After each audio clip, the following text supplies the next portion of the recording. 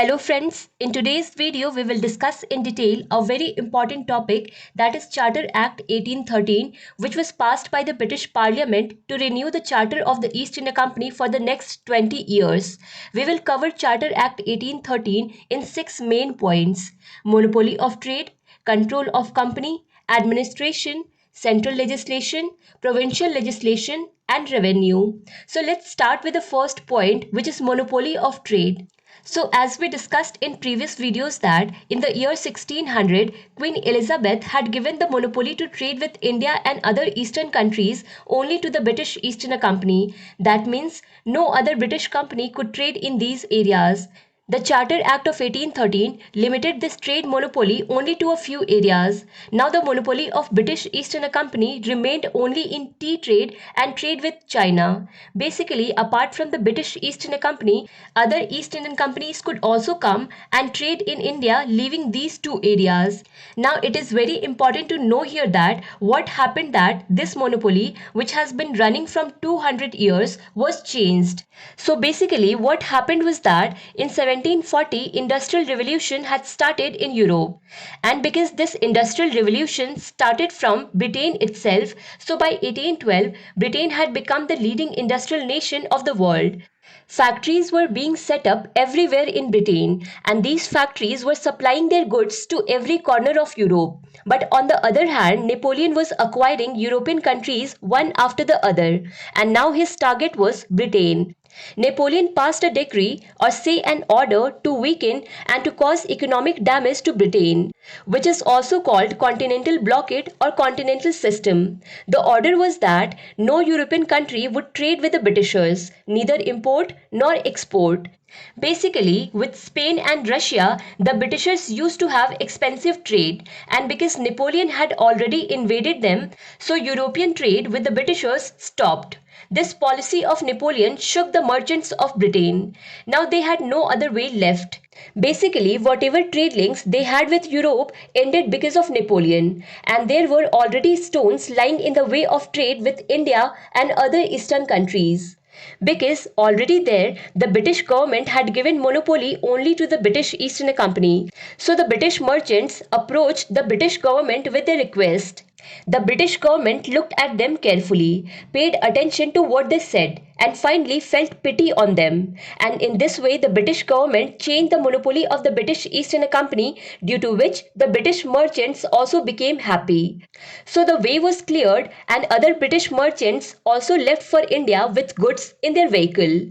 And the British East India Company also agreed that at least the monopoly in tea trade and trade links with China is still intact. But this caused a lot of damage to Indian industries, because suddenly a lot of British products started coming to India. Our Indian products faded in front of these factory made products. Indian products could not compete with the British finished goods, and Indian industries got destroyed in no time. So we have discussed what changes happened in trade monopoly. Now it is the turn of control of company. In control of company, still political power is in the hands of the board of control, and commercial power is in the hands of the court of directors. Means here no changes were made by the Charter Act of 1813. If we talk about administration, then everything is same. Governor of Madras and Bombay will report to Governor General of Bengal, and there will be 3 members in the Council of Governor General. So it is exactly the same as we had discussed in Pitt's India Act. That is, Charter Act of 1813 did not make any changes here. Next point is central legislation. Here also same things were continued. Means if any law is to be made, then the decision will be made by the majority voting of the Governor General and Council. And if there is tie with 2-2 votes, then the Governor General still has the veto power.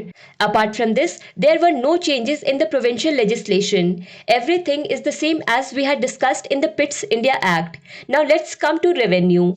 Here a big change was seen through the Charter Act of 1813. What used to happen till now was that whether the revenue is being generated from commercial trade or due to other political reasons such as wars or tax collection, all types of revenue were added to one place. It was counted at one place. In the Charter Act of 1813, the revenue was separated. That means the revenue received from commercial trade was separate and the tax collected from the British possessions was separate. So basically, here Charter Act of 1813 did not make any changes in the control of company, Indian administration, central legislation or provincial legislation. It continued as it was going on before. Apart from all these points, the Charter Act of 1813 also made some other important changes, such as from now on it became necessary for the East India Company to spend 1 lakh rupees every year on the education of Indians. With this money, schools were built for the people of India, good teachers were brought, and books were given. Another big change that was done by the Charter Act of 1813 was that courts were given more power. Earlier, only Indians could be convicted, but now the Europeans who lived in India also came under the ambit of the courts. And one last point, Christian missionaries who wanted to come to India to propagate their religion were allowed in this Charter Act of 1813. So we have shared the complete detail of the Charter Act of 1813 with you guys. In the next video, we will discuss the Charter Act of 1833 in detail. Videos are available on Bookstava channel on many topics of history. You can watch them. If you like this video, then do not forget to press like button. Share it with your friends and subscribe to Bookstava channel to watch more videos. Thank you so much for watching Bookstava.